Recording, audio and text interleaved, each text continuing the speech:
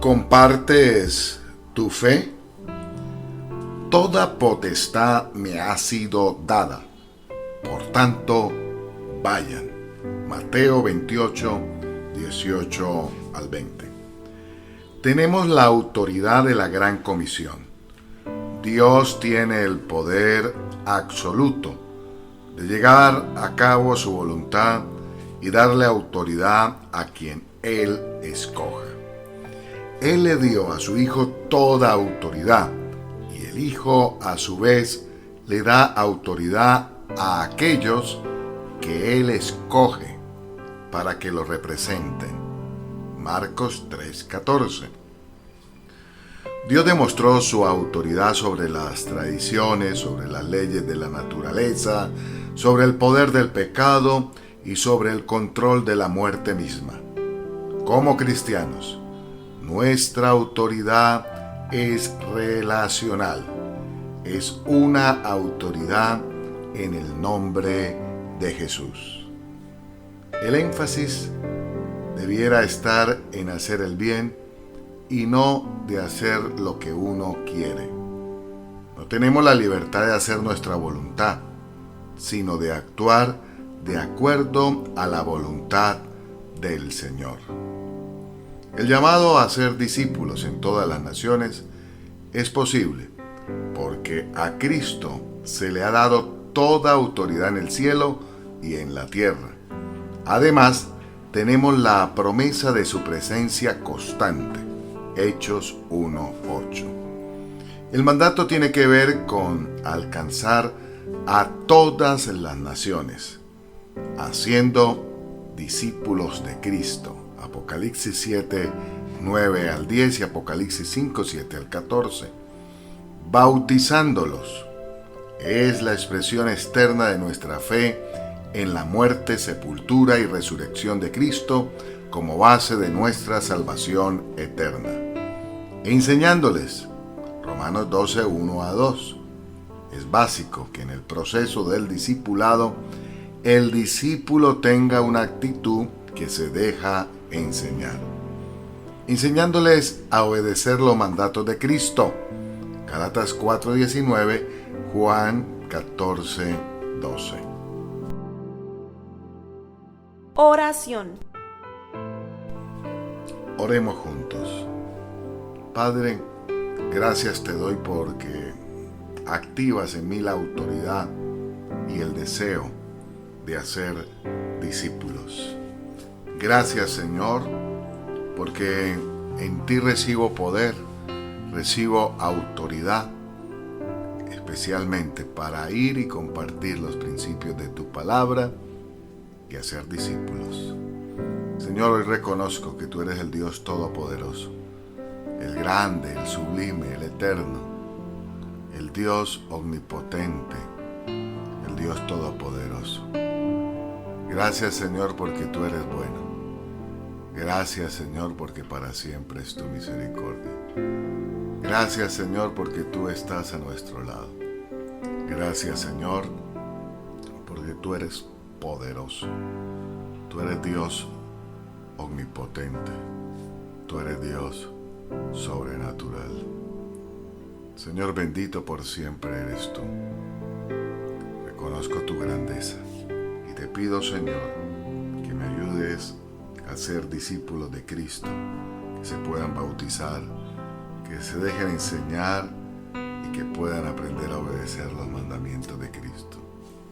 Pero por sobre todo, ayúdame a ser a mí un verdadero discípulo de Cristo, que viva para ti, que viva de acuerdo a los principios de tu palabra.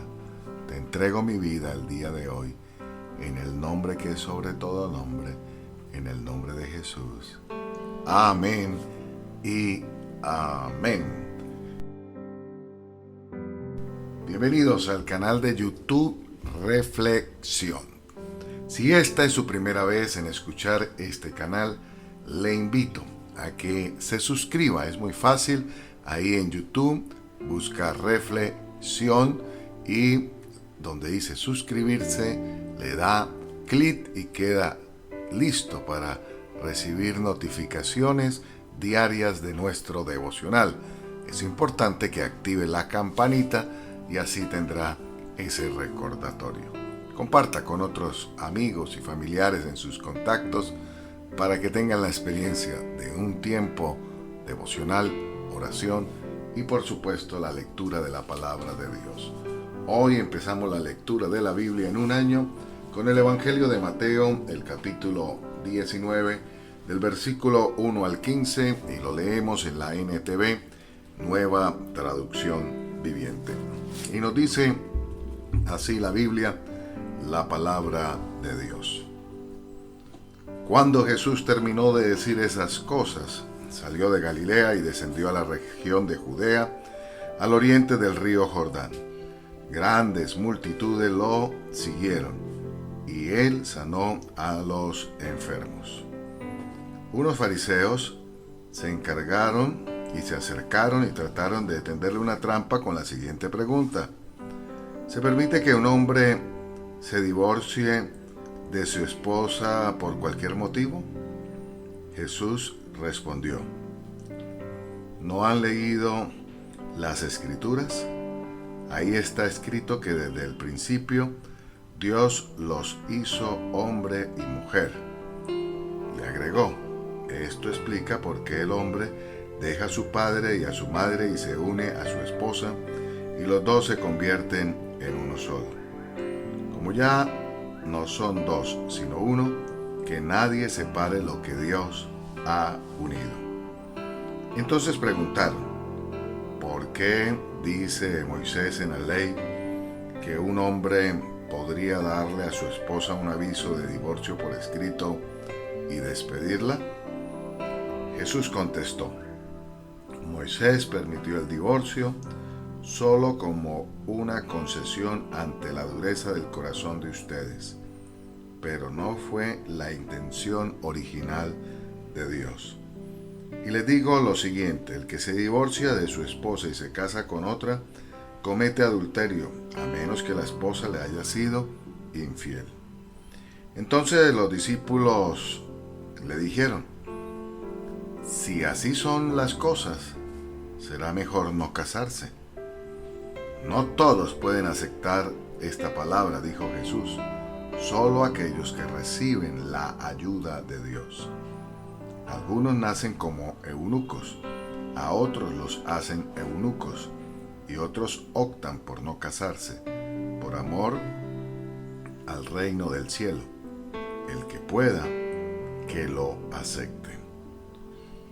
Cierto día, algunos padres llevaron a sus niños a Jesús para que pusiera sus manos sobre ellos y orara por ellos. Pero los discípulos regañaron a los padres por molestar a Jesús. Pero Jesús les dijo: dejen que los niños vengan a mí, no los detengan, pues el reino del cielo pertenece a los que son como estos niños.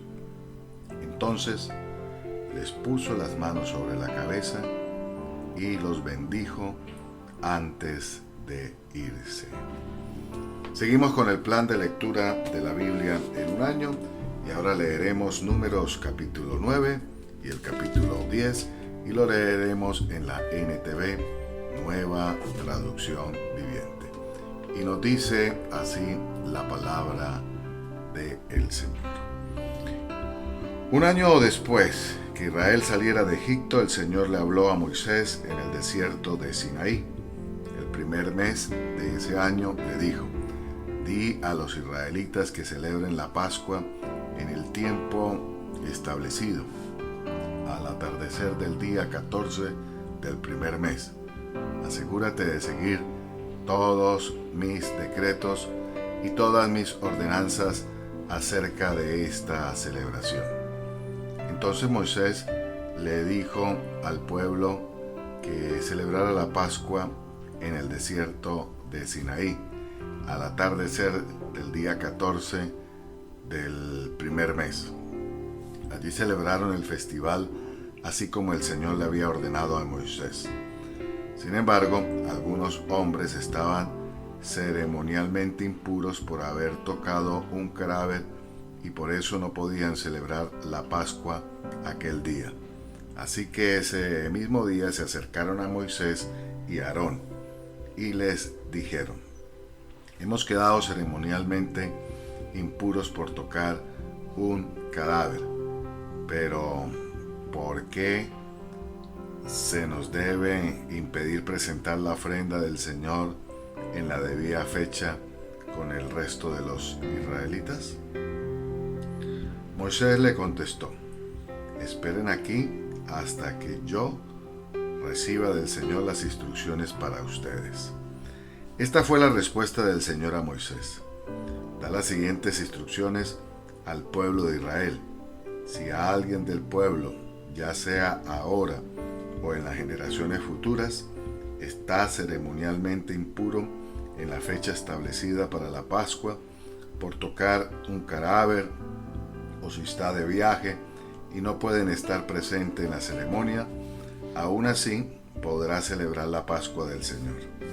Esta persona ofrecerá el sacrificio de la Pascua un mes después, al atardecer del día 14 del segundo mes. Comerá el cordero de la Pascua con pan sin levadura y hierbas amargas. No dejará nada del cordero para el día siguiente, ni quebrará ninguno de sus huesos, y debe seguir todas las ordenanzas de rigor acerca de la Pascua. Aquellos que no estén ceremonialmente impuros ni anden de viajes, pero aún así dejen de celebrar la Pascua en la fecha establecida, serán excluidos de la comunidad de Israel si no presentan la ofrenda del Señor en la fecha debida. Sufrirán las consecuencias de su culpa. Si el extranjero que vive entre ustedes quiere celebrar la Pascua del Señor, debe seguir estos mismos decretos y ordenanzas. Las mismas leyes se aplican tanto a los israelitas de nacimiento como a los extranjeros que viven entre ustedes. El día que se armó el tabernáculo, la nube lo cubrió, pero desde la tarde hasta el amanecer, la nube que cubría el tabernáculo tomaba la apariencia de una columna de fuego. De esta manera ocurría siempre. Por la noche, la nube que cubría el tabernáculo tomaba la apariencia de fuego. Cada vez que la nube se elevaba de la carpa sagrada, el pueblo de Israel levantaba el campamento y la seguía. Donde la nube se detenía, el pueblo de Israel armaba el campamento. De esta manera los israelitas viajaban, acampaban por orden del Señor, donde Él les indicaba que fueran. Permanecían en el campamento todo el tiempo que la nube se quedaba encima del tabernáculo. Si la nube se quedaba por largo tiempo sobre el tabernáculo, los israelitas permanecían allí y llevaban a cabo sus deberes ante el Señor. Algunas veces la nube se detenía por pocos días sobre el tabernáculo, entonces el pueblo se quedaba por pocos días como el Señor ordenaba. Luego, por orden del Señor, levantaban el campamento y se ponían en marcha. Algunas veces la nube se detenía solo por la noche y se elevaba a la mañana siguiente, pero fuera de día o de noche, cuando la nube se elevaba, el pueblo levantaba el campamento y se ponía en marcha. Si la nube permanecía sobre el tabernáculo por 2 días, un mes o un año, el pueblo de Israel acampaba y no se ponía en marcha. Pero en cuanto se elevaba, ellos levantaban el campamento y se ponían en marcha. Así que acampaban o viajaban bajo las órdenes del Señor y obedecían todo lo que el Señor les decía por medio de Moisés. El Señor le dijo a Moisés: haz 2 trompetas de plata labrada a martillo para convocar a la comunidad a reunirse y dar la señal de levantar el campamento. Al toque que ambas trompetas, todos deben reunirse ante ti a la entrada del tabernáculo. Pero si se toca solo una trompeta, entonces solo los líderes, los jefes de los clanes de Israel, tendrán que presentarse ante ti. Cuando hagas sonar la señal para continuar el viaje, las tribus acampadas en el lado oriental del tabernáculo levantarán el campamento y avanzarán. Cuando haga sonar la señal por segunda vez, las tribus acampadas en el lado sur la seguirán. Haz sonar toques cortos como señal de ponerse en marcha, pero cuando convoques al pueblo a asamblea, toca las trompetas de manera diferente. Únicamente los sacerdotes, los descendientes de Aarón, podrán tocar las trompetas. Esta es una ley perpetua para ustedes y tendrá que cumplirse de generación en generación. Cuando lleguen a su propia tierra y vayan a la guerra contra sus enemigos que los atacan, darán la alarma con las trompetas. Entonces el Señor su Dios los recordará y los rescatará de sus enemigos. También hagan sonar las trompetas en tiempos de alegría, en sus festivales anuales y al principio de cada mes. Además, toquen las trompetas cuando entreguen las ofrendas quemadas y las ofrendas de paz. Las trompetas le recordarán a su Dios el pacto que hizo con ustedes. Yo soy el Señor, su Dios. Durante el segundo año después que Israel saliera de Egipto, el día 20 del segundo mes, la nube se elevó del tabernáculo del pacto. Entonces los israelitas salieron del desierto de Sinaí y viajaron de un lugar a otro hasta que la nube se detuvo en el desierto de Parán. Cuando el pueblo salió por primera vez siguiendo las instrucciones que el Señor había dado por medio de Moisés, las tropas de Judá iban delante. Estas marchaban detrás de su estandarte y su jefe era Nazón, hijo de Aminadab. La siguieron las tropas de la tribu de Isaacar, dirigidas por Natanael, hijo de Suar, y también las tropas de la tribu de Zabulón, dirigidas por Eliad, hijo de Helón. Después se desarmó el tabernáculo y las siguientes en ponerse en marcha fueron las divisiones gersonitas y meraritas de los levitas, llevando consigo el tabernáculo. Las tropas de Rubén fueron las próximas en salir y marchaban tras su estandarte. Su jefe era Elisur, hijo de Sedur. La siguieron las tropas de la tribu de Simeón, dirigidas por Selumiel, hijo de Zurisadai, y también las tropas de la tribu de Gad, dirigidas por Eliasaf, hijo de Deduel. Luego salió la división coatita de los levitas, que llevaban consigo los objetos sagrados del tabernáculo. El tabernáculo debía estar ya instalado en su nueva ubicación antes de que ellos llegaran al próximo lugar del campamento. Las tropas de Efraín marcharon a continuación detrás de su estandarte. Su jefe era Elisama, hijo de Amiud. La siguieron las tropas de la tribu de Manasés, dirigidas por Gamaliel, hijo de Pedasur, y también las tropas de la tribu de Benjamín, dirigidas por Abidán, hijo de Gedeón. Las últimas en salir fueron las tropas de Dan, que marchaban tras su estandarte, a la retaguardia de todos los campamentos tribales. Su jefe era Ahiezer, hijo de Amisadai. Se le unieron las tropas de la tribu de Aser, dirigidas por Pagiel, hijo de Ocrán, y también las tropas de la tribu de Neftalí, dirigidas por Aira, hijo de Enán. En ese orden marchaban los israelitas, división por división. Un día Moisés le dijo a su cuñado Obad, hijo de Reuel el Madianita: vamos en camino al lugar que el Señor nos prometió, porque Él nos dijo: yo se lo daré a ustedes. Ven con nosotros y te trataremos bien, porque el Señor ha prometido maravillosas bendiciones para Israel. No iré, respondió Obad. Debo regresar a mi propia tierra y a mi familia. Por favor, no nos dejes, rogó Moisés.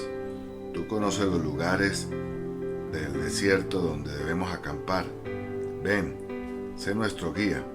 Si vienes con nosotros, compartiremos contigo todas las bendiciones que el Señor nos dará. Así que después de salir del monte del Señor, marcharon por 3 días, y el arca del pacto del Señor iba delante de ellos para indicarles dónde detenerse y descansar. Cada día, mientras continuaban su viaje, la nube del Señor se mantenía en el aire sobre ellos. Siempre que el arca salía, Moisés gritaba: levántate, oh Señor, y que se dispersen tus enemigos, que huyan ante ti. Y cuando el arca se ponía en tierra, Moisés decía: vuelve, oh Señor, a los incontables millares de Israel. Continuamos con el plan de lectura de la Biblia en un año, y ahora leemos Eclesiastés capítulo 7. Y nos dice así la palabra del Señor en NTV, Nueva Traducción Viviente. Vale más una buena reputación que un perfume costoso, y el día que morimos es mejor que el día que nacemos. Vale más pasar el tiempo en funerales que en festejos. Al fin y al cabo, todos morimos, así que los que viven deberían tenerlo muy presente. Es mejor el llanto que la risa, porque la tristeza tiende a pulirnos. El que es sabio piensa mucho en la muerte, mientras que el necio solo piensa en divertirse. Es mejor ser criticado por un sabio que alabado por un necio. La risa del necio se apaga enseguida, como los espinos que crepitan en el fuego. Eso tampoco tiene sentido. La extorsión vuelve necio al sabio, y el soborno corrompe el corazón. Vale más terminar algo que empezarlo. Vale más la paciencia que el orgullo. Controla tu carácter, porque el enojo es el distintivo de los necios. No añores viejos tiempos, no es nada sabio. La sabiduría es aún mejor cuando uno tiene dinero. Ambas cosas son de beneficio a lo largo de la vida. La sabiduría y el dinero abren casi todas las puertas, pero solo la sabiduría puede salvarte la vida. Acepta el modo en que Dios hace las cosas, porque ¿quién puede enderezar lo que Él torció? Disfruta de la prosperidad mientras pueda, pero cuando lleguen los tiempos difíciles, reconoce que ambas cosas provienen de Dios. Recuerda que nada es seguro en esta vida. He visto de todo en esta vida, sin sentido, incluso jóvenes buenos que mueren y personas malvadas que tienen una vida larga. Así que no seas demasiado bueno ni demasiado sabio para que destruirte a ti mismo. Por otra parte, tampoco seas demasiado malo, no seas necio. ¿Por qué morir antes de tiempo? Presta atención a estas instrucciones, porque todo el que teme a Dios enviará caer y evitará caer en ambos extremos. Un solo sabio es más fuerte que 10 ciudadanos prominentes en una ciudad. No hay una sola persona en la tierra que siempre sea buena y nunca peque. No escuches conversaciones ajenas a escondidas. Podrías escuchar que tu siervo te maldice. Pues sabes bien de las veces que tú mismo maldijiste a otros. Siempre hice todo lo posible para que la sabiduría guiara mis acciones y mis pensamientos. Me dije, me propongo ser sabio, pero no funcionó. La sabiduría siempre está lejos y es difícil de encontrar. Busqué por todas partes, decidido a encontrarla y a entender la razón de las cosas. Me había propuesto demostrarme a mí mismo que la maldad es una tontería y la insensatez una locura. Descubrí que una mujer seductora es una trampa más amarga que la muerte. Su pasión es una red y sus manos suaves son cadenas. Los que agradan a Dios escaparán de ella, pero los pecadores caerán en su trampa. Llegué a la siguiente conclusión, dice el maestro. La descubrí después de analizar la cuestión desde todos los ángulos posibles. Aunque lo he investigado una y otra vez, veo que aún no encuentro lo que buscaba. Hay solo un hombre virtuoso entre 1000, pero ni una sola mujer. Sin embargo, sí encontré lo siguiente. Dios creó al ser humano para que sea virtuoso, pero cada uno decidió seguir su propio camino descendente. Hasta aquí la lectura del día de hoy en el plan de lectura de la Biblia en un año. Recuerde, lo mejor del cielo aún está por venir. Esto lo desea y lo declara Omar Borges, capellán de la distribuidora bíblica. Bendiciones para todos en Cristo Jesús.